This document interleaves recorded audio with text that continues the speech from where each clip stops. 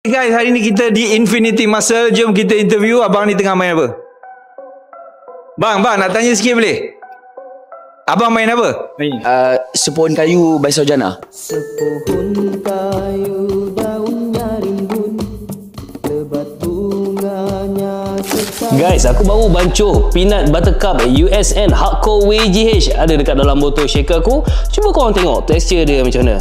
Lembut, halus dan juga tak ada clumping, tak ada berketul-ketul. Mudah untuk nak dibancuh, mudah untuk nak diminum dan yang paling penting, rasanya pun sedap sekali guys. Peanut butter cup, rasa macam peanut butter. Bismillahirrahmanirrahim. Iya, rasa macam kita sapu peanut butter dekat waffle, macam sapu dekat roti tu, tapi ini dalam bentuk minuman. Rasa memang betul-betul unik. Kadang-kadang dah bosan minum coklat yang biasa. Jadi kalau korang berminat nak cuba satu flavor yang baru, USN memang ada flavor yang cukup unik. Peanut butter cup. Kalau korang berminat, korang boleh dapatkan sekarang.